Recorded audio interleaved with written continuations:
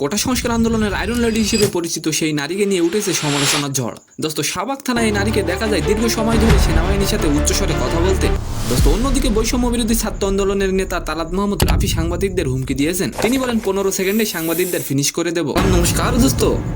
কোটা সংস্কার iron lady হিসেবে পরিচিত ফারজানা সিদ্দিকীকে নিয়ে আবারও উঠেছে সমালোচনার ঝড়। সম্প্রতি সেনাবাহিনীর এক কর্মকর্তার সাথে বাকবিতর্কতার একটি ভিডিও বর্তমানে ভাইরাল। ভিডিওতে দেখা যায় ওই লেডি সেনাবাহিনী কর্মকর্তার সাথে উচ্চস্বরে কথা বলছেন। ঘটনাটি ঘটেছে শাহবাগ থানায়।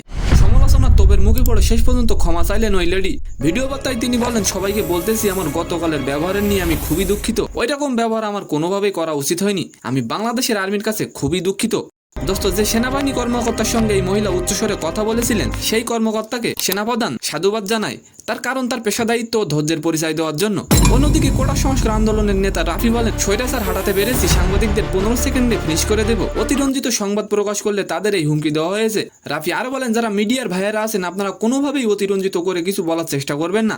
আপনারা একটা জিনিস এমনভাবে হাইলাইট করেন যেটা আমরা কখনো করিনি বা বলিনি। তাই আমরা আপনাদের হুঁশিয়ার করে বলবো, অতিরঞ্জিত সংবাদ প্রচারের চেষ্টা আপনারা যদি করেন, স্বৈরাচার খুনি হাসিনাকে সরাতে পেরেছি, আপনাদের হঠাতে 15 সেকেন্ডও সময় লাগবে না। তো সম্মানিত দর্শক, আজকের ভিডিওটি কেমন লাগলো অবশ্যই কমেন্ট বক্সে জানাবেন। আর ভিডিওটি যদি ভালো লাগে অবশ্যই একটি লাইক দিয়ে আমাদের চ্যানেলটিকে সাবস্ক্রাইব করে দিবেন। ধন্যবাদ।